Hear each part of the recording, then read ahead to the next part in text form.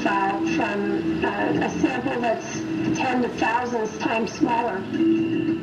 研究人员。哎，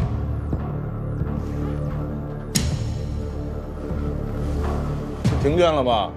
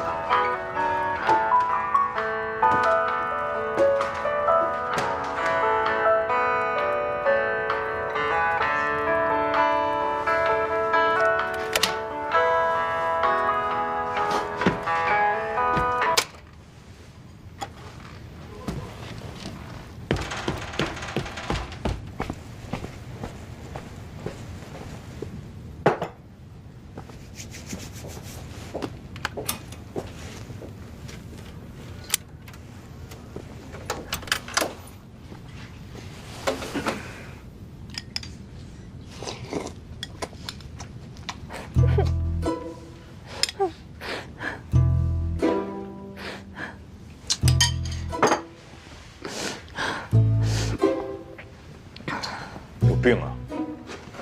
为这点事儿值当吗？闹什么幺蛾子啊？老头，你到底喜不喜欢我呀？你不这破玩意儿干什么？我干他妈干活呢。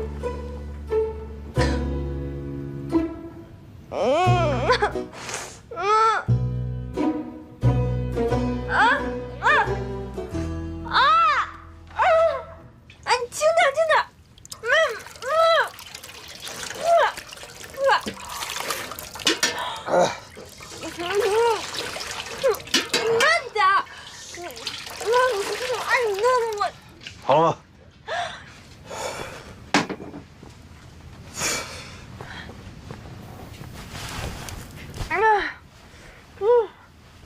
怎么这么辣？清凉油抹眼睛，亏你想得出来。挺大人了，能不能别天天我到哪儿你到哪儿？净给我添乱！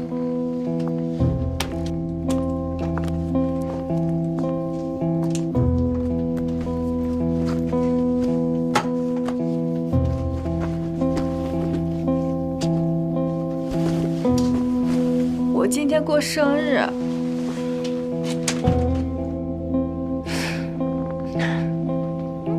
我不就是喜欢你吗？怎么就那么难啊？你赶紧找一个你合适的人，你赶紧嫁了，我觉得挺好的，别在这我耽误功夫，啊！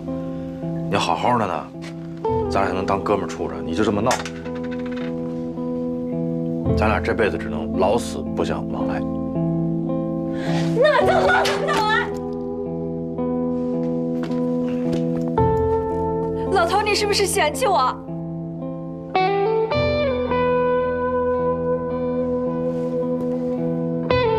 他有没有伤害你？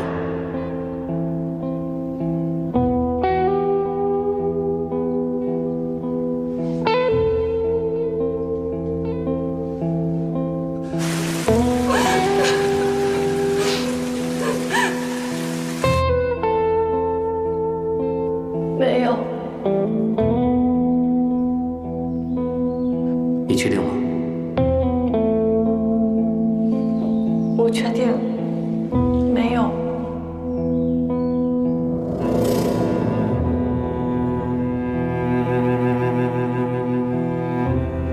把袋子给我留。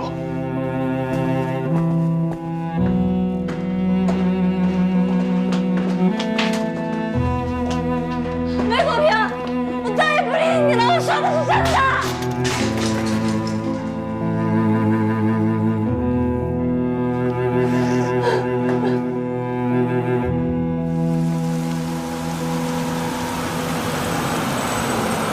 临江医学院站下车。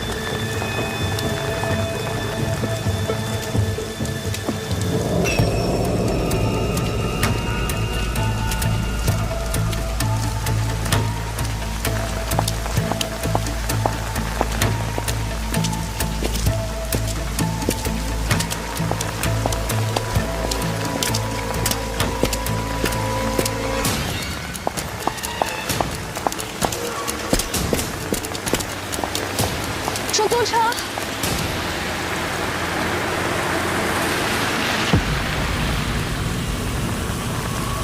坐车吗？不用了，谢谢。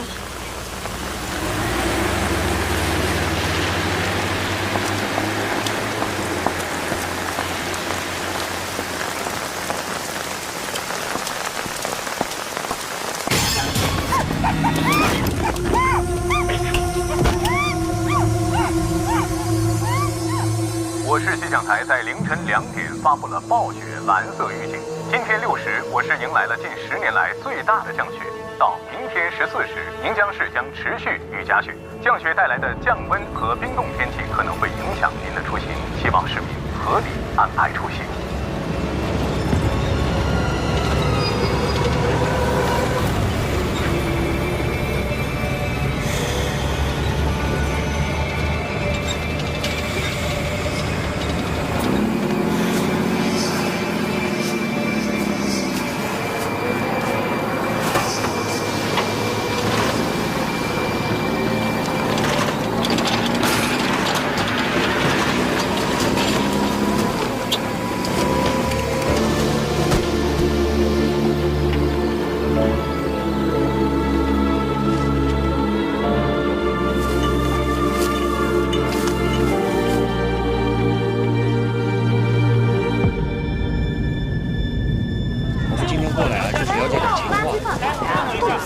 大家配合一下，这不出了点事儿，让您过去。配合一下，大家配合一下，没什么大事啊。卫队，你可来了，怎么了？出大事了，不然不可能惊动你们。来，让一下。没什么好事，你要支持一下，时间不会很长的，好不好？互相配合一下。包所，往后退，往后退。这是我们豆芽桥所所长包维强。大家好，来了啊。情况是这样。今天上午5点15分，我们辖区的一个环卫工人到所里来报的案，东西呢就是这垃圾箱里发现的，现在就在他家里搁着呢。什么东西？去看看吧。走，来走。来让一下，让一下。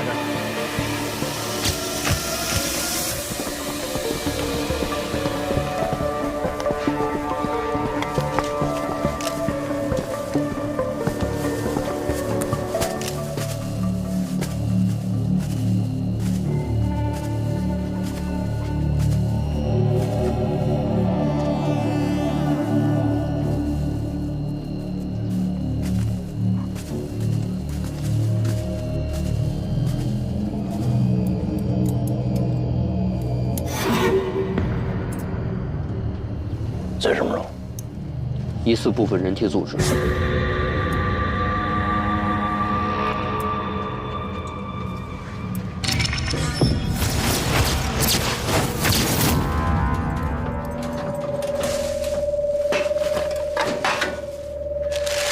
据说的这一片的清洁工讲，昨天晚上干活的时候，他在垃圾点里发现了一个黑色的塑料袋，包裹得很完整，不像是一般的生活垃圾。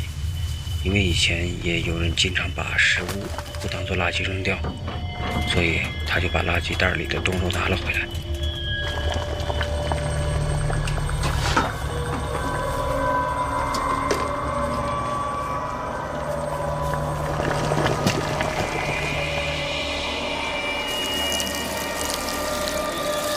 回到家里，他烧了水，打算给肉解冻，结果就发现了人的牙齿。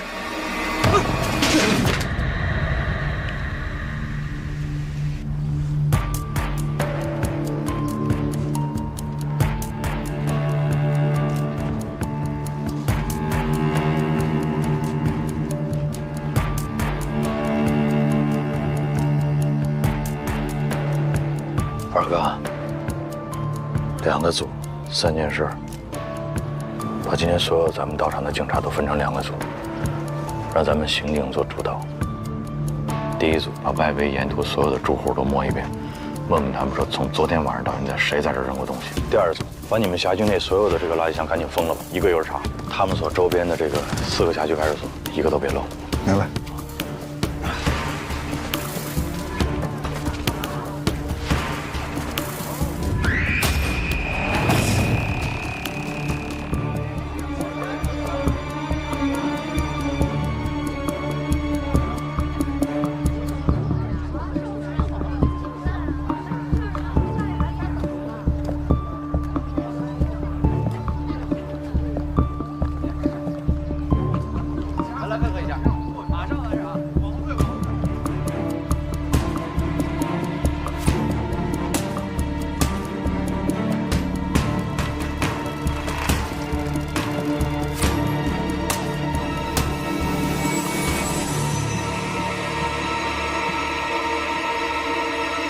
卫队，又冒了。哪儿？四坡路。3队上车。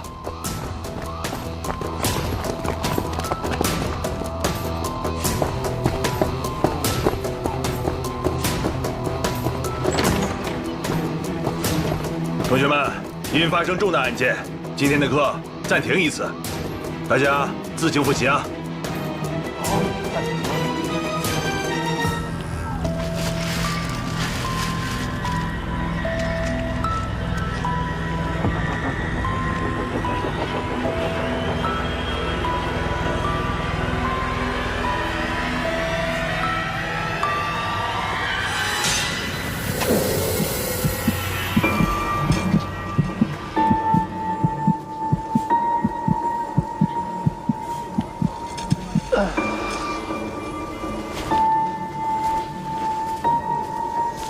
陈勇，去那边看看，了解情况。好，你跟我走。大姐，麻烦问一下，那段垃圾什么时候清的？我们一般是早晚各清理一次。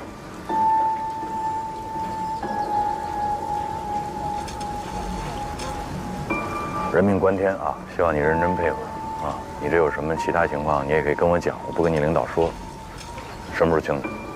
我前2天滑了一跤，在家里歇了1天。所以哪天清的？前天下午刚拉走了一车。前天24号。汤，哎，你先去吧。来，24号，那就是24号夜里和25号抛尸的可能性最大。这2包尸块应该只是一小部分，至少还有60、70斤不知道在哪儿。二哥，那我有没有可能把这个时间线再往前拉？比方说23、24，假设都有可能有人抛呢？那如果要这样的话，那时候抛的会不会现在已经进垃圾处理站了？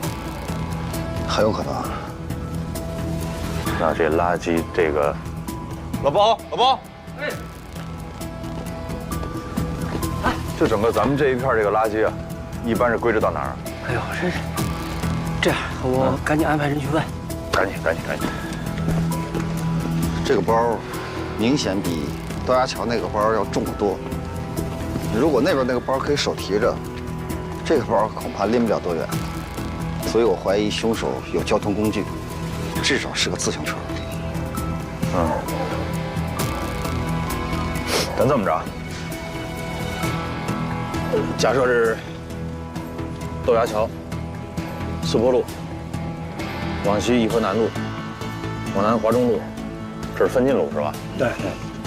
抛尸案的特点一般是越抛越远，近的用手提，远的用交通工具。那豆芽桥这儿，有可能离案发地点更近。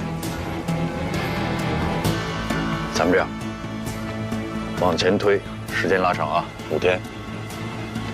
你们去打听所有刚才我提到这些路段的夜巡民警，值班的时候谁看见推自行车的可疑的人，尤其是后座或者踏板上有包的，明白吗？散。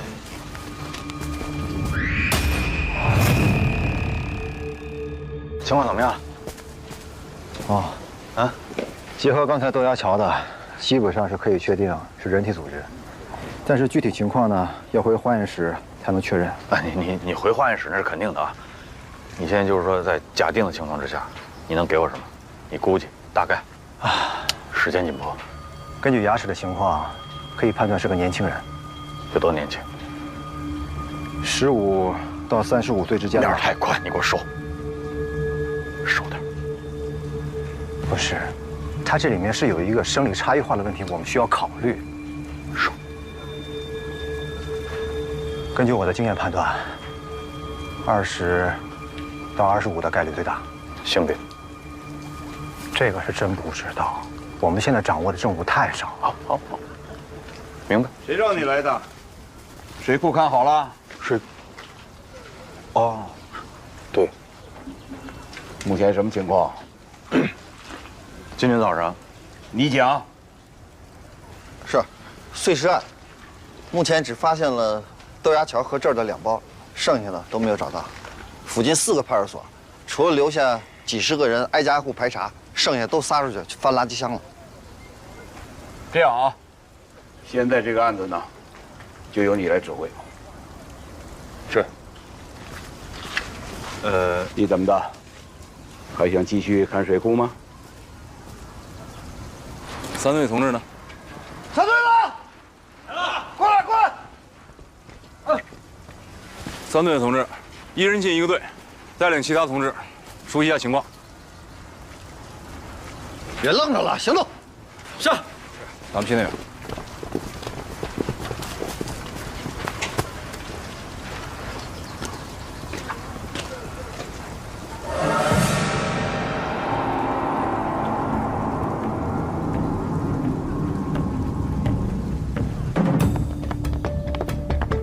现场的痕迹破坏的比较严重，我们能掌握的也只有这些。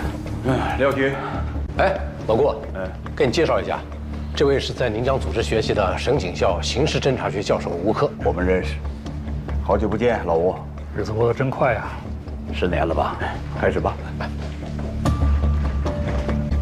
目前掌握的线索非常有限，死者是谁？死者的性别、身份、案发的时间、杀人的现场在哪儿？分尸的地点又在哪儿？这些对我们来说都是一概不知。再加上外面，现在这个雨是断断续续下个没完没了，现场痕迹的保存条件呢是非常差，这在很大程度上增加了我们破案的难度。这样吧，我们先请省警校的吴教授拓展一下我们的思路。吴教授，我看还是先听听年轻人的意见吧，他们的思路比较开阔。你怎么看？就是你。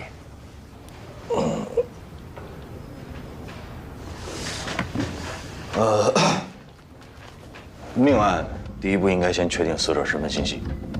那我们这是碎尸，比较麻烦，只找到了很少一部分尸块，所以我们现在应该找到剩余的大部分尸块，拼接一下。另外，同时呢，全市拉网，看看最近失踪人口情况，逐一核实比对，找到死者身份信息，再找他的社会关系，从内往外，核心到外延，这样的话应该离这个凶犯就不远了。还有什么补充的吗？细节肯定还会有很多啊，但是大方向跑不了。果然是办案经验丰富的老刑警，难怪你不用上我的课。这个案子的非常之处就在于，受害人不仅被分尸，而且尸体经过了高温蒸煮。以我们现在的技术条件，哪怕是我们在最短时间内找到了所有的尸块，也很难在短时间内迅速的比对出我们需要的受害者身份信息。那吴教授，您的意思？改变传统的由内向外的方法，用由外向内寻找尸源，当然是要继续做。可是现在不是工作的重点，重点应该是在宁江的周围布上一张大网。您是说要设卡是吗？对，不是。设卡的前提是我们应该先知道嫌疑人是谁，对不对？你现在鱼都不知道是谁，你就结这个网，你往哪儿撒？能不能先把嘴闭一下，听听吴教授怎么说？哎，他说的也对啊。单是设卡的话，那真是像大海捞针。但如果我们在织网的同时，想尽一切办法把这条鱼赶出来，那我们就有可能变被动为主动。各位领导同志们，你们想啊？如果这罪犯没跑，在家里边，咱们可以直接把他给堵在家里面。如果他耐不住性子要逃离，在这种仓促逃离的情况下，就是即便咱们抓不到他，这也会留下大量的痕迹，还有线索，是吧，吴大师？好啊，不是，那我们这个尸块还找是不找？谁不让你找了？不是老魏没说不让你找，是吧？咱们现在是主要找主攻方向。要分个主次，我分得清主次，我听明白了。我们找尸块这肯定是次的，问题是次的，你们能给我多少人？谁说你是次要的了？你听人家把话说完行吧？我认为首先我们要满足这个排查、设卡的警力布置，剩下的全都给你。那可以。好啊，宋哲，说一下人员具体怎么安排的？是这样，我们全市干警现在能动用的不到200人。我这边要是拉网排查，最少需要150人。我那50也给你算了呗。真的，200人设卡拦，然后人没到的时候，你们直接把那个垃圾箱替我也翻了，不完了吗？哎，你干什么去啊？我会没开完呢？不是，这个会我看明白了，我要再开下去的话，我3大队的人都保不住了，对吧？西瓜反正已经有人捡了，芝麻你们还捡不捡？芝麻不但要捡，一粒都不能给我少，知道吗？3队保证完成任务。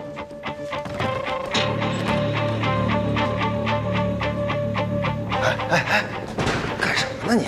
人家毕竟是省里来的专家。是啊，宋哲在就够了，我们不做别的工作吗？怎么样？各居民点垃圾箱都没有发现新的情况。咱不管他那个，我们干我们的，找石块还是第一要务，所以垃圾中转站必须得找，再不找来不及了。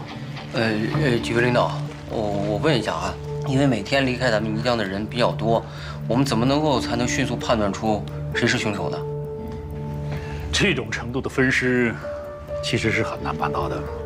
因此，我们怀疑这个凶犯他应该具备有相当的外科手术能力的人，或者是有宰杀牲畜的经验。他还需要独立的、可以操作的空间。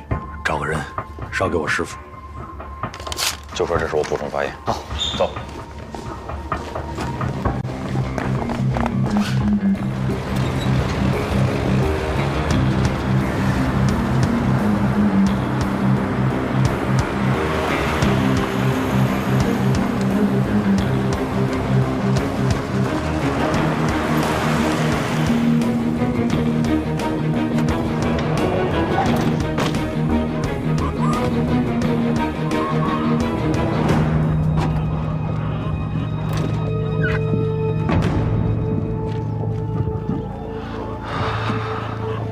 就咱们3队，一个都不给多配，他们那么多人，凭什么呀？凭什么？人多也不一定就强，是吧，二哥？你别说150、200，你2000、2万个人给宋哲，他也不见得能逮着嫌疑人。有的时候，真理往往就是掌握在少数人手里，对吧？是。走吧。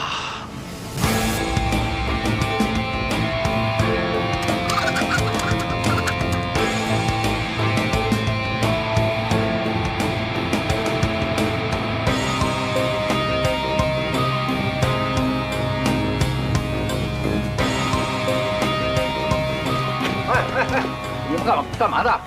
你好，啊，是刑警队的，把你们这个垃圾车停运一下，我们要检查。检查？没接到领导通知啊？那我们现在就通知你。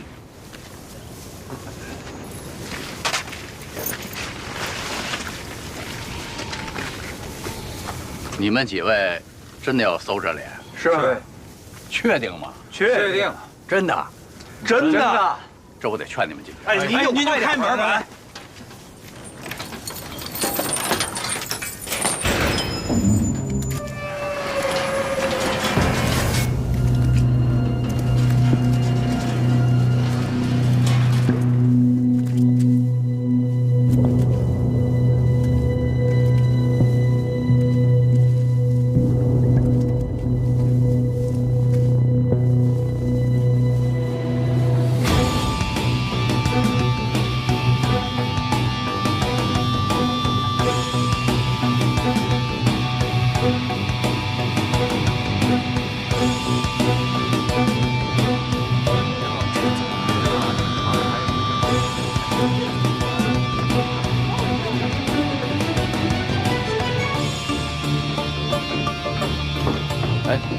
不觉啊，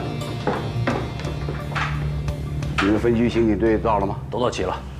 哎，不觉，卫队跟省里的专家杠起来了。谁瞎传了这闲话呀？啊，查案的消息要这么灵通就好了。顾局，听说省里的专家要插手咱们的案子。不会吧？我们的案子让别人插手，这太不合适了呀！胡说八道什么？你们不是来办案的？顾局，大伙儿都要去支援卫队。对，到底要搞什么？你们？顾局，这是卫队长交给您的。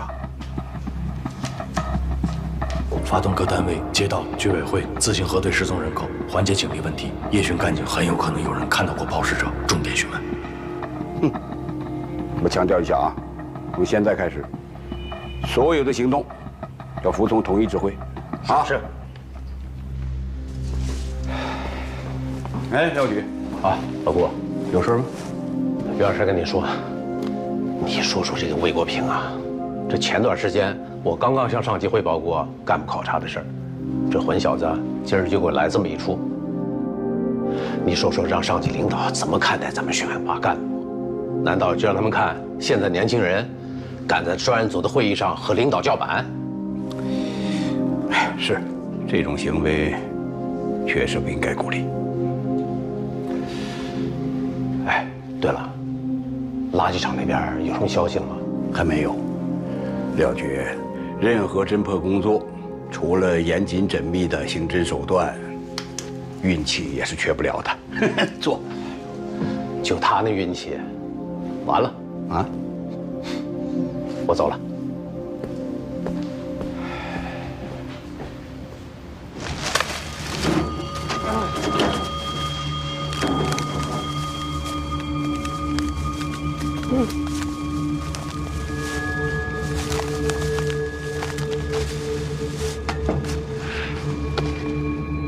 这里边能有尸块啊？我刚才不是说了吗？前下口区5天的垃圾都在这儿了。从侦办逻辑上来讲，这个地方肯定会有发现的。这么变态的凶手哪有什么逻辑啊？谁告诉你变态就没逻辑了？那88年那个案子凶手不就没什么逻辑吗？那吴教授还让我琢磨说这个陌生人作案的可能性，你说这不扯淡呢吗？人家是专家，你就和我一样听着不就完了吗？专家也不能太偏心眼了呀！你看人家宋处兵强马壮，你再看看咱这边这什么呀？这是，哎，咱们还叫哀兵必胜，咱们以少胜多，好不好？好，加油！加油！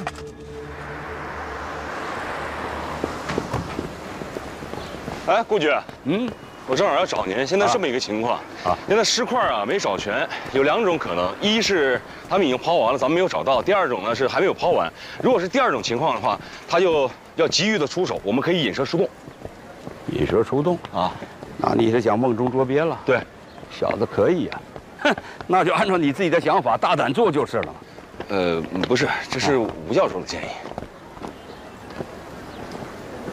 是咱们的案子，还是人家的案子？当然是咱们的。咱们的案子，你现在有没有自己的主张？有是有，但是我是觉得人家毕竟是专家呀，又是教授，听听人家的意见没什么坏处。优柔寡断、磨磨唧唧的，你自己又不是没有这个能力，是不是？记住喽，越是在关键的时刻，越要自信。在这点上，魏国平就比你强，但是他是太过了，你是太软了，2个人都不到位。我告诉你，一个案子的主办人，在听取别人意见的同时，更要结合自己的调查，拓展自己的思路。关键的时候，要命的当口，果断的下判断，知道吗？是，干活。哎，瞧你这点出息！是。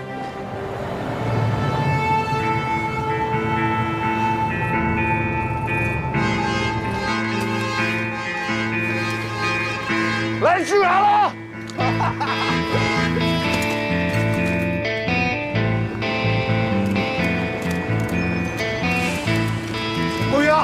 高平，说，高平，除了总厂保卫处的同志，还有1分厂、2分厂、3分厂。好家伙，这家底全折腾过来了，还是咱们工人有力量啊！对，保卫人民生命财产，怎么能少了我们呢？你这次就是不求助，顾师傅早就跟我交代了，他是很心疼你的。给大家下任务吧。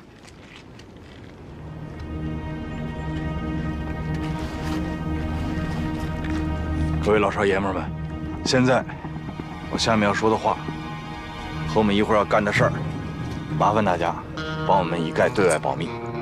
啊，因为什么？近期发生了一起恶性案件，所以我们现在要请大家帮忙的是，进到这个垃圾堆里，帮我们寻找到人体组织。尸块吗？没错，就是尸块。以及找到尸块周边的东西，因为这些东西都跟案件有牵连。时间紧，任务重。要是害怕的、忌讳的，或者家里边有老人、孩子不方便的，尽管提出来。可以回去，我们完全理解，啊，所以呢，就是咱们进去之前，丑话说头里，问问大家的意见，不知道行不行？添麻烦了。操！这么多垃圾！哎哎，等着您表态呢，是男人放个响屁，行不行？怎么样？行。走。谢谢大家了啊！谢谢。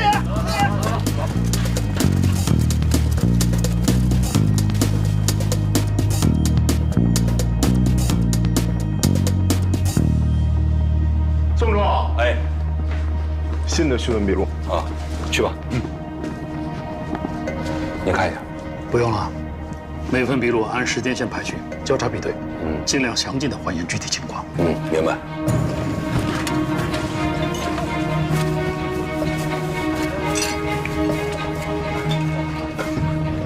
你这查过的混在没查的里边，这也没地方。这么多人在这翻，都乱了套了。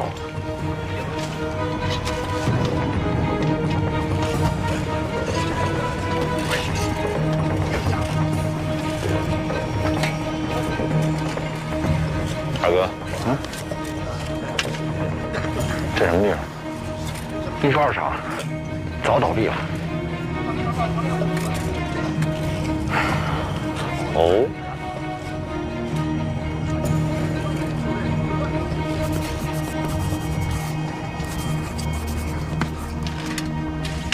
我们现在啊，查过的和没查过的垃圾已经快混到一块儿了，得想办法去问一下，好吧？好吧，师傅。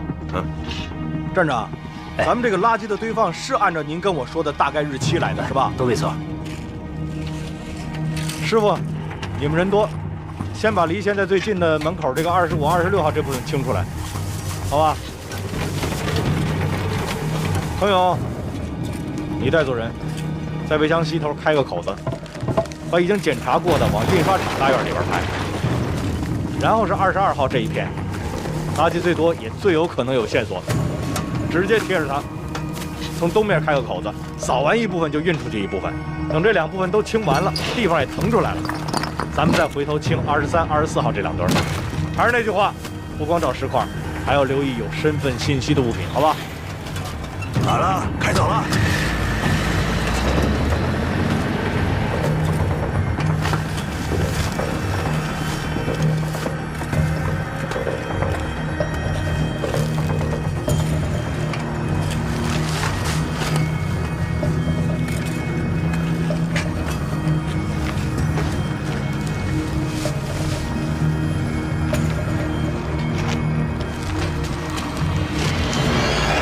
别动！拖车。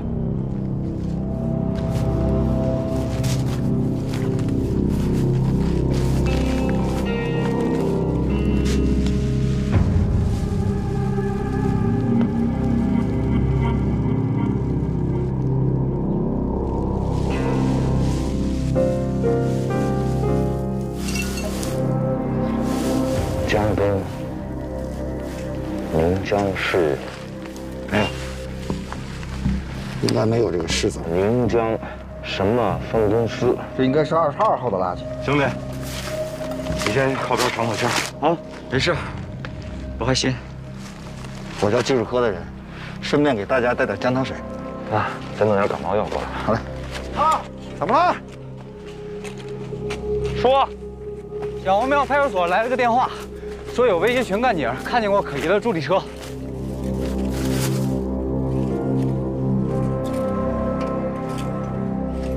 大哥，哎，我跟他去一趟，你把这趟看好了。好嘞，赶紧让技术过来。离开那个，这个东西现在谁也不许动，明白吗？我们这片啊本来就很偏，过了晚上10点，马路上基本上就没什么人了。22号夜里吧，那时候雨刚停，我正好在马路对面处理一个醉汉的事儿，然后我就看见一个人骑了一辆助力车，从这条路往上面走了。踏板上还放了一个桶。那个时候我把醉汉的事处理完，我又看见他从那儿出来了，大概是3点多1点吧。他去哪儿了？哦，往那边去了。哦，奔市区了。对对。当时他看见了你吗？应该是看见了。啊，你穿制服了？穿了。好，添车了。哎，感谢，辛苦，谢谢。这里边再查查去。这里头查？不是头，你是怎么断定他是过来抛尸，不是住在这附近的人啊？人刚才怎么说的？这人过去又回来，都是从他眼皮里过去的。人就穿着制服，那说明什么？说明他对这地方根本就不熟，怎么还可能住这儿？啊，对了，头，这里头所有的垃圾桶，派出所的同志全都翻遍了，结果呢，啥都没有。就像你说的，他可能对这地不熟，没找到垃圾桶，他就没抛，带着东西就走了。你真觉得这是垃圾吗？能带来带去的跑？那就算那里头有啥，你不会认为就凭咱俩就能把东西翻上，不回队里？你现在啊，帮我一忙，啊，做好一件事，啊，这啥事儿？把嘴闭上。好。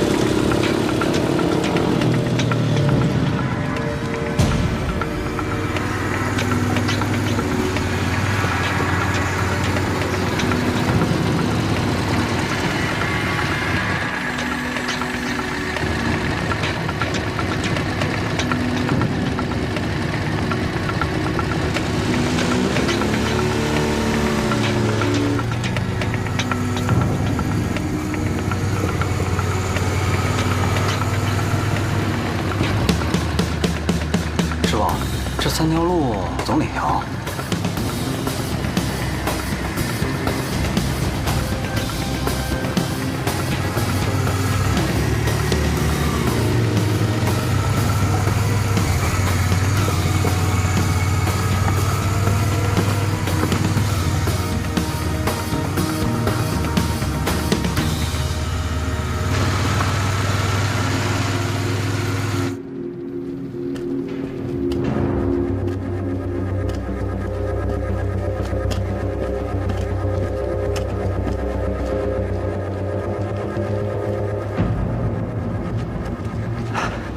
这店儿可太容易藏东西了，找都不好找，一点火什么都没了。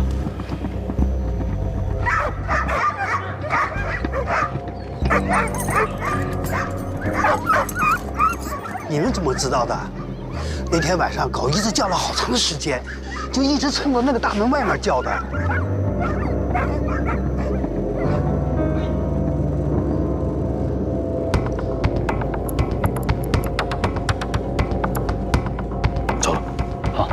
谢谢啊。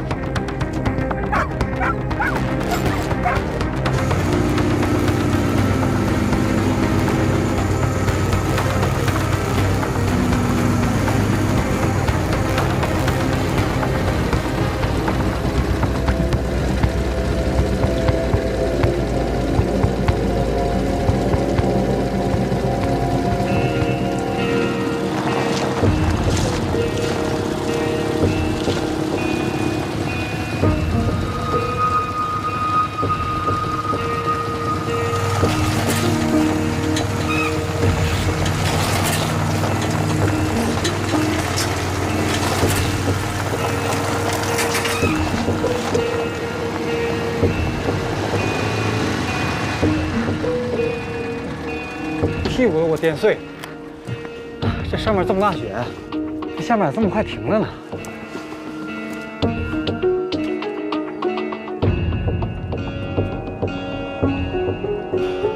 哎呦，这么陡的坡啊，要没我，你骑都骑不上去啊！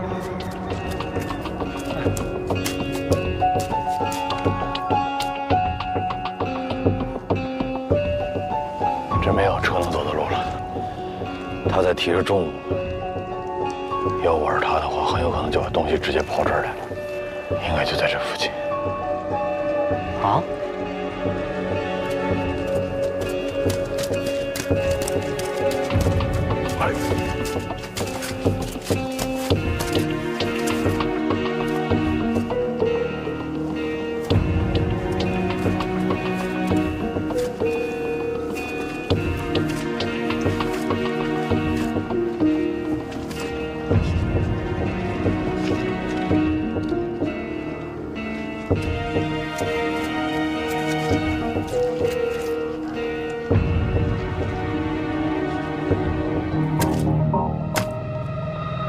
桶的印子。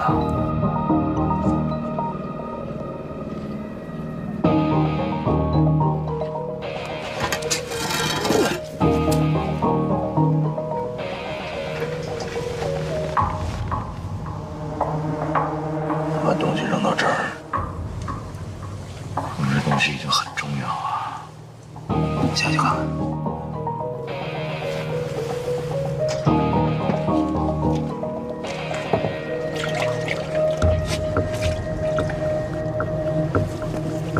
仔细点啊！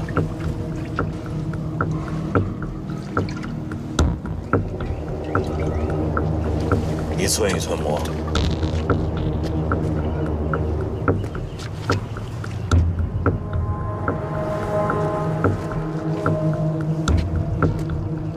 每个角落都摸遍了。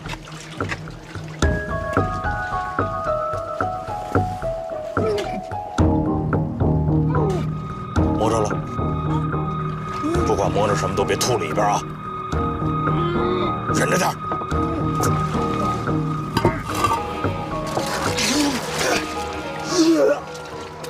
飞，出来，让你看看什么叫师傅。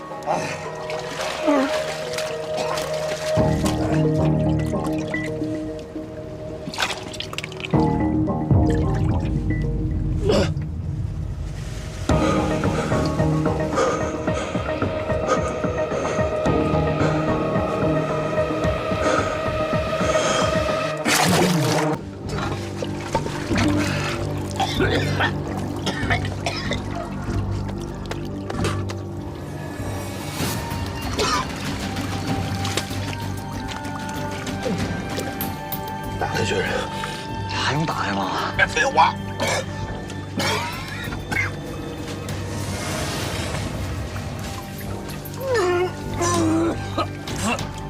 哎，师傅，这就是脏器，记着。要不咱收了吧？光这么些东西，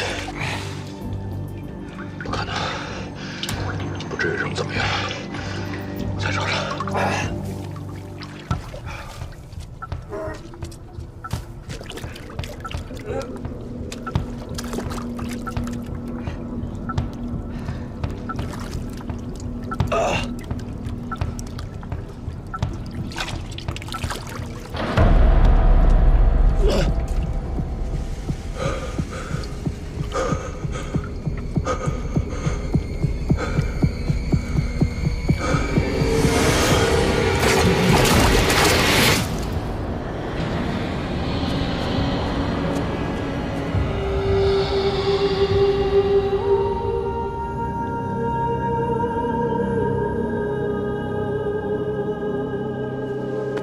来把衣服拿来，快换上，差点没感冒了。志远，怎么抖这么厉害呀？吓着了。那是个人啊，活生生的人，就那么被分尸了。所以啊，我们呢就得对得起他。